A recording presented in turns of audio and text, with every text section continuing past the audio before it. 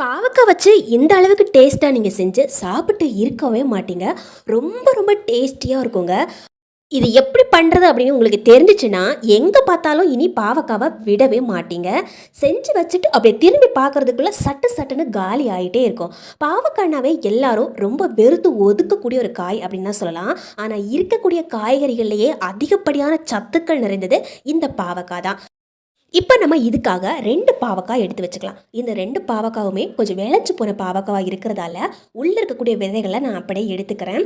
இதுவே நீங்கள் பிஞ்சாக இருக்கக்கூடிய பாவக்காய் வாங்கியிருக்கேன் அப்படின்னா இந்த மாதிரி கட் பண்ணி உள்ளே இருக்கக்கூடிய விதைகளை எடுத்துகிட்டு தான் நம்ம சமைக்கணும் அப்படிங்கிற அவசியம் இருக்காது. அப்படியே நம்ம எடுத்து சமைச்சிக்கலாம். இதில் இருக்கக்கூடிய விதைகள் எல்லாம் கொஞ்சம் கெட்டியாக இருக்குது, அதனால நான் இந்த விதைகளை அப்படியே எடுத்து போட்டுக்கிறேங்க. இப்போது பாவக்காய் இருக்கக்கூடிய விதைகளை எடுத்துகிட்டு ஒரு முறை பாவக்காவை நல்லா கழுவி எடுத்துகிட்டு வந்திருக்கிறேன். இப்போ நம்ம கத்தி வச்சு இந்த மாதிரி ரவுண்ட் ஷேப்பில் கட் பண்ணி எடுத்துக்கலாம். பாவக்காய் பார்த்திங்கன்னா நம்ம எப்போவுமே பொரியல் பண்ணி சாப்பிடுவோம், இல்லை பாவக்காவை ஃப்ரை பண்ணி சாப்பிட்ருப்போம், இல்லை குழம்பு கூட நம்ம வச்சு சாப்பிட்ருப்போம். ஆனால் பாவக்காவை இந்த மாதிரி நீங்கள் ஒரு முறை செஞ்சு சாப்பிட்டீங்கன்னா எல்லாரும் விரும்பி சாப்பிடக்கூடிய அளவில் ரொம்ப டேஸ்டியாக இருக்கும். ஏன்னா சின்ன குழந்தைங்கள்லேருந்து பெரியவங்க வரைக்குமே இதை அடித்து பிடிச்சி கேட்டு வாங்கி சாப்பிடுவாங்க. இப்போது 2 பாகற்காயும் நல்லா க்ளீன் பண்ணிவிட்டு இந்த மாதிரி கட் பண்ணி ஒரு பவுலில் எடுத்து வச்சுக்கலாங்க. இப்போ நம்ம ஒரு பாத்திரம் அடுப்பில் எடுத்து வச்சுக்கலாம்.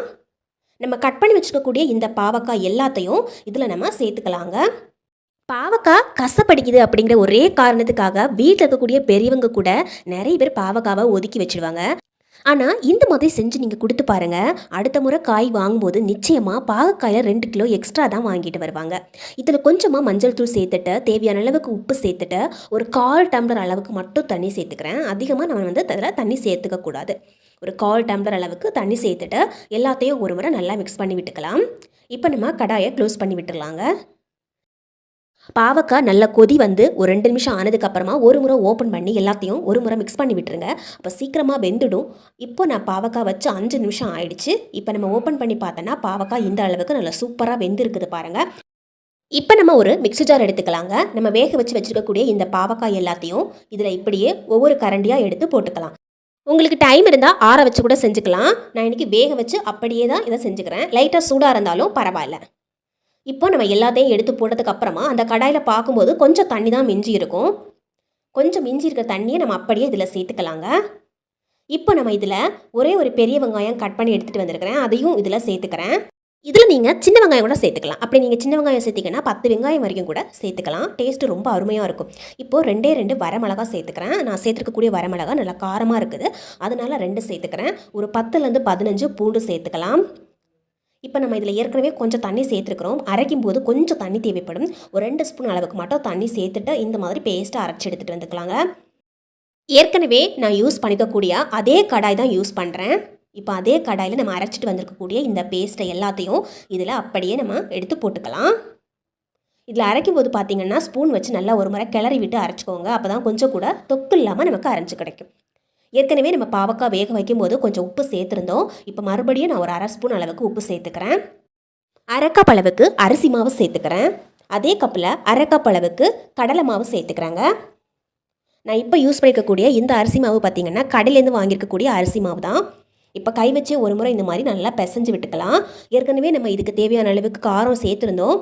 நீங்கள் மிக்சியில் அரைக்கும் போது காரம் சேர்த்துக்கலாம் அப்படின்னா இப்போ பிசையும் போது கூட நீங்கள் மிளகாய் தூள் சேர்த்துக்கலாம். பிசையும் போது தண்ணி கொஞ்சம் எக்ஸ்ட்ரா இருக்குது அப்படின்னா அதுக்கு தகுந்த மாதிரி நீங்கள் அரிசி மாவு சேர்த்துக்கலாங்க. இப்போது இந்த மாதிரி நல்லா பிசைஞ்சு முடிச்சதுக்கப்புறமா கையில் கொஞ்சம் எண்ணெய் அப்ளை பண்ணிக்கோங்க. இப்போது இந்த மாதிரி உருண்டையாக எடுத்துக்கோங்க.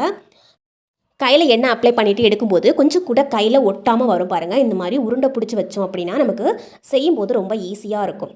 இப்போ நான் செஞ்சு வச்சுக்கக்கூடிய இதை பார்த்திங்கன்னா ஒரு 4 உருண்டை வர அளவுக்கு இருந்தது. எப்போவுமே பாவக்காவை பொரியல் ஃப்ரை அப்படின்னு செஞ்சு சாப்பிட்றதுக்கு இந்த மாதிரி ஒரு முறை ட்ரை பண்ணி பாருங்கள். ரொம்ப டேஸ்டியாக இருக்கும். வீட்டில் இருக்கக்கூடிய சின்ன குழந்தைங்கள்டே பெரியவங்க வரைக்கும் விரும்பி கேட்டு வாங்கி சாப்பிடக்கூடிய அளவுலையும் இருக்கும். இப்போ எல்லாத்தையும் நான் இந்த மாதிரி உருண்டை பிடிச்சி வச்சுட்டேன். இப்போ நம்ம ஒரு இடியாப்ப குழாய் எடுத்துக்கலாம். இப்போ இந்த குழாய்க்குள்ளே நம்ம உருண்டை பிடிச்சி வச்சது எல்லாத்தையும் இதில் போட்டுக்கலாங்க. இப்போ நம்ம இதை க்ளோஸ் பண்ணி விட்டுடலாம். இப்போது நம்ம ஒரு டிஃபன் பாக்ஸோ அல்லது பறந்து இருக்கக்கூடிய ஒரு பாத்திரமோ எடுத்துகிட்டு மேலே கொஞ்சம் எண்ணெய் அப்ளை பண்ணி விட்டுக்கலாம். இடியாப்பாச்சில் சில் போடும்போது ஒரே ஒரு ஓட்டை இருக்கிறது மட்டும்தான் நான் இன்றைக்கி போட்டிருக்கிறேன். சின்ன சின்ன ஓட்டைகள் இருக்கிற மாதிரி கூட நம்ம போட்டுக்கலாம், அதுவும் நல்லாயிருக்கும். இப்போ நம்ம இந்த டிஃபன் பாக்ஸுக்கு மேலே இந்த மாதிரி போட்டோம் அப்படின்னா செய்யும்போது ரொம்ப ஈஸியாக இருக்கும். இப்போ நான் டிஃபன் பாக்ஸில் போட்டதை அப்படியே ஃபஸ்ட் டைம் போடும்போது செஞ்சு எடுத்துட்டேன். அதுக்கப்புறமா டேரெக்டாக இந்த மாதிரி எண்ணெயிலேயே போட ஆரம்பிச்சிட்டேங்க. இப்படி செஞ்சோன்னா இதை விடையும் ஈஸியாக இருக்கும். நிறைய பேருக்கு பார்த்தீங்கன்னா எண்ணெயோட சூடு தாங்க முடியாது அப்படின்னு சொல்கிறவங்க நிறைய பேர் இருக்காங்க. அப்படி செய்கிறதுக்கு கஷ்டமாக இருந்தால் நம்ம முதலையே செஞ்ச டிஃபன் பாக்ஸுக்கு மேலே செஞ்சு வச்சுட்டு அதுக்கப்புறமா எண்ணெய் சூடானதுக்கப்புறமா அப்படியே எடுத்து கவுத்தி போட்டுக்கோங்க. அப்படி செஞ்சாலும் உடையாமல் சூப்பராக வரும். இப்போ கொஞ்சம் வெந்ததுக்கப்புறமா திருப்பி போட்டுருங்க. ஓரளவுக்கு நல்ல முருகலாக வந்ததுக்கப்புறமா எடுத்துக்கலாம். சாப்பிட்றதுக்கு ரொம்ப டேஸ்டியாக இருக்குங்க. நல்லா மொறு மொறுன்னு இருக்கும். ஓரளவுக்கு அந்த பபிள்ஸ் எல்லாம் அடங்குனதுக்கு அப்புறமா தான் இதை வெளியே எடுக்கணும். எப்போவுமே நம்ம பாவக்காய் ஃப்ரை பண்ணி சாப்பிட்றதுக்கு இந்த மாதிரி ஒரு ரெசிபியை ட்ரை பண்ணி பாருங்கள். ரொம்ப சூப்பராக இருக்கும். இது பார்த்திங்கன்னா நம்ம எல்லாத்துக்குமே சைடிஷாக கூட வச்சு சாப்பிட்டுக்கலாம். இது நம்ம செஞ்சு ஒரே நாளாக காலி பண்ணணும் அவசியம் கிடையாதுங்க. ஒரு வாரம் வரைக்கும் வச்சு கூட சாப்பிட்லாம். கெட்டு போகவும் செய்யாது. பார்க்குறதுக்கும் இந்த மாதிரி ஒரு லைட்டாக பச்சை கலரில் இருக்கும். கொஞ்சமாக மாவில் நான் இந்த மாதிரி செஞ்சு எடுத்துக்கிட்டேன். அது இப்போ நான் 3 பாவக்காய் எடுத்து வச்சுருக்கிறேங்க. இப்போது நான் எடுத்து வச்சுருக்கக்கூடிய இந்த பாவக்காய் பார்த்திங்கன்னா கொஞ்சம் விளைஞ்சு போன பாவக்காய் தான். இதுவே கொஞ்சம் விளையாத பாவக்காவாக இருந்தது அப்படின்னா உள்ளே இருக்கக்கூடிய விதையோடு சேர்த்து நம்ம யூஸ் பண்ணிக்கலாம். ஏற்கனவே கழுவிட்டு இந்த மாதிரி உள்ளே இருக்கக்கூடிய விதைகளை மட்டும் தனியாக எடுத்துக்கிறேங்க. நாம் இப்போ செய்ய போகிறது பார்த்திங்கன்னா குழந்தைங்க ரொம்ப விரும்பி சாப்பிடக்கூடிய அளவுக்கு ரொம்பவே அருமையான டேஸ்ட்டில் இருக்குங்க. இப்போ நாம் இந்த விதைகளை மட்டும் நீக்கிட்டு பாவக்காவை எடுத்து வச்சுக்கிறேன். பாவக்காவை ஏற்கனவே கழுவிட்டு தான் நம்ம கட் பண்ணணும். இப்போது இந்த மாதிரி ரவுண்ட் ஷேப்பில் நம்ம கட் பண்ணி எடுத்துக்கலாங்க. உங்களுக்கு தேவைப்பட்டது அப்படின்னா நீல நீல ஷேப்பில் கூட கட் பண்ணி எடுத்துக்கலாம். நம்ம ரவுண்டாக கட் பண்ணி எடுத்தோம் அப்படின்னா பார்க்குறதுக்கு நல்லாயிருக்கும். ஒன்றா எடுத்து சாப்பிடும்போதும் நல்லாயிருக்கும். அதனால் நான் இன்றைக்கி ரவுண்ட் ஷேப்பில் கட் பண்ணி எடுத்துக்கிறேன். பாவக்காய் கசக்கிறதுக்கு காரணமே பார்த்தீங்கன்னா அதில் இருக்கக்கூடிய பயோ ஆக்டிவ் காம்பவுண்ட்ஸ் தான். இதில் இருக்கக்கூடிய நான் டாக்ஸிக் கிளையோசைடு அப்படின்னு சொல்லக்கூடிய ஒரு பொருள் தான் இதை கசப்பு தன்மையாகவே மாற்றுது. அது குளுக்கோஸ் லெவலையும் சீராக மாற்றுது. அதனால தான் டயபெட்டிஸ் எல்லாருமே இந்த பாவக்காவை ரொம்ப விரும்பி சாப்பிடணும். இந்த பாவக்காவை அதிகப்படியாக நம்ம எடுத்துக்கிறதால நம்ம உடம்புக்கு ரொம்பவே நல்லது. இப்போது நம்ம இட்லி தட்டிலுக்கு கீழே தண்ணி ஊற்றி வச்சுருக்கிறேன். அதே மாதிரி தட்டையும் எடுத்து வச்சுட்டேன். தண்ணி லைட்டாக சூடானதுக்கு அப்புறமா கட் பண்ணி வச்சுருக்கக்கூடிய இந்த பாவக்காவை அதுக்கு மேலே எடுத்து வச்சுக்கலாங்க. இப்போ நாம் இட்லி தட்டை க்ளோஸ் பண்ணி வைக்கலாம். தண்ணி நல்லா சூடாகி கொதிச்சுட்டு இருக்குது. இது நமக்கு வேகிறதுக்கு ஒரு 5 நிமிஷம் கூட ஆகும். இதை நம்ம மூடி அப்படியே விட்டுடலாம். இப்போ நம்ம ஒரு பவுல் எடுத்துக்கலாங்க. இந்த பவுலில் 1 ஸ்பூனுக்கு அரிசி மாவு சேர்த்துக்கிறேங்க. அதே மாதிரி 1/2 ஸ்பூனுக்கு கார்ன்ஃப்ளவர் அப்படின்னு சொல்லக்கூடிய சோள மாவு சேர்த்துக்கிறேன். சப்போஸ் சோள மாவு இல்லை அப்படின்னா 1/2 ஸ்பூனுக்கு மைதா மாவு சேர்த்துக்கலாம். இப்போ 1 ஸ்பூனுக்கு கடலை மாவு சேர்த்துக்கிறேங்க. இப்போ நாம் இதுக்கு தேவையான மசாலா சேர்த்துக்கலாம். நான் இன்றைக்கி 1/2 ஸ்பூனுக்கு மிளகாய் தூள் மட்டும்தான் சேர்த்துக்கிட்டேன். 1/4 ஸ்பூனுக்கு மஞ்சள் தூள் சேர்த்துக்கிறேன்.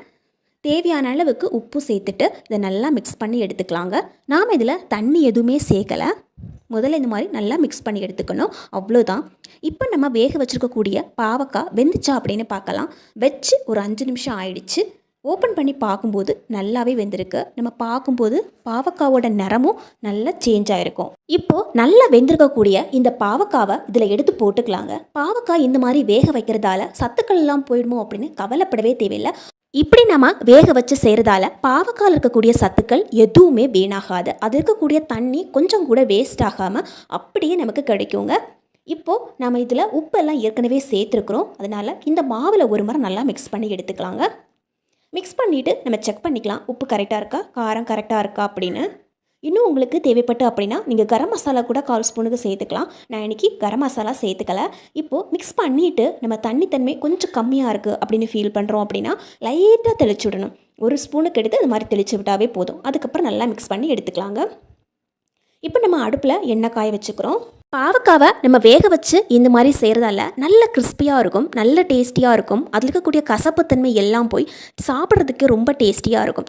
இன்னும் முக்கியமாக பார்த்திங்கன்னா பாவக்காவை இந்த மாதிரி செஞ்சு வச்சுட்டு நம்ம 1 வாரம் வரைக்கும் கெட்டு போகாமல் வச்சு சாப்பிட முடியுங்க. இப்போ இந்த மாதிரி பாவக்காய் நல்லா வெந்து நல்லா மொறுமொறுன்னு ஆகி வந்திருக்குது. வெளியே நமக்கு மொறுமொறுன்னு இருக்கும், ஆனால் உள்ளே பார்த்திங்கன்னா ரொம்ப சாஃப்டாக இருக்கும். சாப்பிடும்போது நமக்கு தெரியும் பாவக்காய் ரொம்ப டேஸ்ட்டாக இருக்குது அப்படின்னு. இப்போ நல்லா வெந்ததுக்கப்புறமா இன்னொரு பேட்ச் நான் இந்த மாதிரி எடுத்து போட்டுக்கிறேங்க. இந்த பாவக்காவை நம்ம சும்மா குழந்தைங்களுக்கு ஸ்நாக்ஸ் மாதிரி எடுத்து கொடுத்தா கூட சாப்பிடுவாங்க. அதே மாதிரி நம்ம சாப்பாட்டுக்கும் சைடிஷாக கூட வச்சு சாப்பிட்டுக்கலாம். இதை நம்ம கொஞ்சம் நிறையவே செஞ்சு பாக்ஸில் ஸ்டோர் பண்ணி வச்சுக்கிட்டோம் அப்படின்னா டெய்லி நாம் லஞ்சை சாப்பிடும்போதோ அல்லது குழந்தைங்களுக்கு லஞ்ச் கொடுத்து அனுப்பும்போதோ அந்த பாக்ஸில் ஒரு 2-3 பீஸ் பீஸ் கொடுத்து அனுப்பலாங்க. சாப்பிட்றது ரொம்ப ஹெல்த்தியும் கூட. அதே சமயத்தில் சுகர் பேஷண்ட்ஸ் வந்து கண்டிப்பாக இந்த பாவக்காவை வாரத்தில் 3 நாளாவது எடுத்துக்கிறது ரொம்பவே நல்லதுங்க. உடம்புல இருக்கக்கூடிய கெட்ட கொழுப்பையும் கரைக்கும். அதே சமயத்தில் நம்ம உடம்புல இருக்கக்கூடிய சுகர் லெவலையும் இது கம்மி பண்ணுங்க. இன்றைக்கி நான் சாப்பாடு கூட ரசம் தான் செஞ்சுருக்கிறேன். இதுக்கு வந்து பார்த்திங்கன்னா பெருசாக குழம்பு எதுவும் தேவைப்படாது. சிம்பிளான குழம்பு வச்சு சாப்பிட்டா கூட இந்த சைடிஷ் வச்சு நம்ம சாப்பிட்டுக்கலாம். ரசத்துக்கு கூட இது வச்சு சாப்பிட்டு பாருங்கள், ரொம்பவே அசத்தலான ஒரு டேஸ்ட்டாக இருக்கும். அது மட்டும் இல்லாமல் சாம்பார் வேறு என்ன குழம்பு இருந்தாலும் சரி, நம்ம இது வந்து சைடிஷ்ஷாக வச்சு சாப்பிட்டுக்கலாம். கண்டிப்பாக இந்த பாவக்காய் ஃப்ரையை ஒரு முறை ட்ரை பண்ணிவிட்டு கமெண்ட்டில் சொல்லுங்கள் உங்களுக்கு எப்படி வந்திருக்கு, கசப்பு தெரியுதா அப்படின்னு. இது மாதிரி வீடியோ பிடிச்சா கண்டிப்பாக லைக் பண்ணி ஷேர் பண்ணுங்கள் ஃப்ரெண்ட்ஸ்.